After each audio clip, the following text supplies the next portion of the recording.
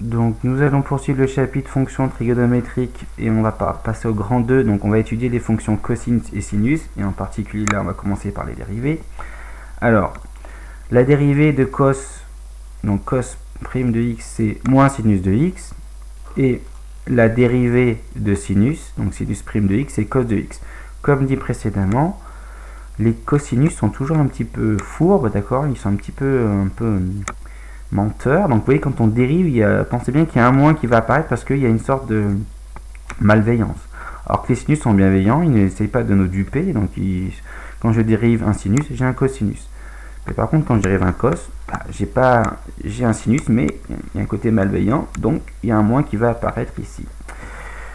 Ensuite, pour les dérivés avec des fonctions composées, donc si j'ai cos de u, donc cos d'une fonction et au sinus d'une fonction, donc le cosinus de u, avec u une fonction, ça va me donner, donc f' de x va donner, alors moins sinus, parce que j'ai la dérivée, de u, ici, donc alpha de x, j'ai u.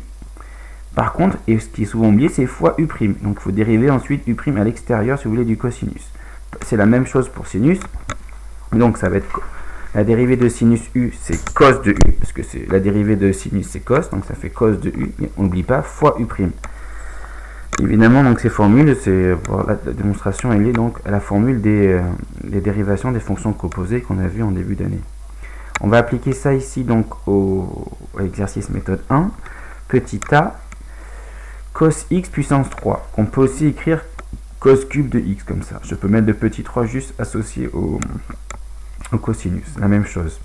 Donc ici, j'utilise la formule u puissance n, d'accord? C'est comme dériver x puissance n, sauf que je rajoute fois u'. Donc ici, u c'est cos de x. Le u là c'est cos de x. Donc le u' ça va être moins sinus de x. Donc ça va faire ça. N cosinus donc n moins 1 fois u', donc moins sinus x. Et je peux écrire simplement comme ça. Donc le moins je peux le mettre, je peux tout déplacer pour l'écrire de manière plus compacte.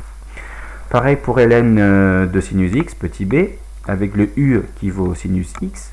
Donc je rappelle que ln de u, la dérivée c'est u' sur u, c'est-à-dire que ça fait donc u' cos de x sur u sinus x. La sinus sur cos, donc on utilise la formule donc d'un quotient que vous connaissez.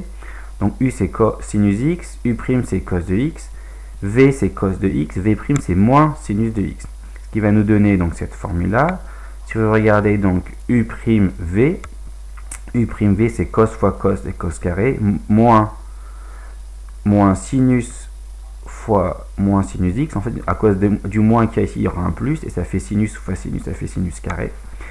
Et rappelez-vous, donc ça c'est une propriété des sinus et des cosinus, et cos carré plus sinus carré, ça vaut 1. C'est dû à Pythagore, donc on l'a vu dans la propriété 4 ici. C'est dû donc à Pythagore quand ça vaut 1. Ensuite, le plus dur c'est le d, donc il y a beaucoup de formules. Première formule, on voit que ici on est de la forme u fois v, d'accord, on a un produit. Au passage, je rajoute ici des parenthèses autour de 3x plus 1. Donc là, je vous rappelle la formule donc, de u fois v, u'v plus uv'. Et donc, quand je vais dériver, je vais devoir dériver le u, qui est donc une fonction composée avec le cosinus. Et là, vous avez aussi une fonction composée avec l'exponentielle et le sinus. Donc, il y a beaucoup de formules dedans. Donc, si je prends d'abord le u, c'est cos carré. D'accord, cosinus de x carré. Je vous rappelle, donc ça va être de la formule que j'applique ici. Ça va être moins sinus de u fois u'. Donc ça va être ici moins sinus de u fois u' fois 2x. Pour le v, je vous rappelle, donc si je dois dériver exponentielle de f, c'est f' exponentielle de f. Donc là, je dois dériver ici sinus de 3x plus 1. Donc le dérivé de sinus, c'est cosinus. Mais je dois dériver donc 3x plus 1. La dérivée de 3x plus 1, c'est 3. Donc je le mets avant. J'aurais pu le mettre après, mais je le mets juste avant. Et ensuite, donc là, je vous ai rappelé les formules ici.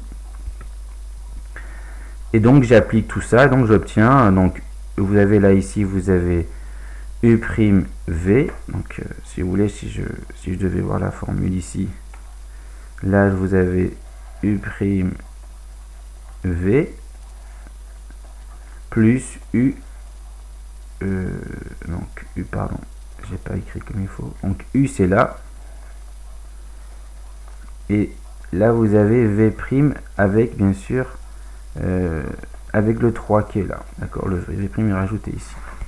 Donc je l'ai écrit de manière plus compacte, mais le 3, si vous voulez, il n'est pas associé à U, il est associé au V' qui est là.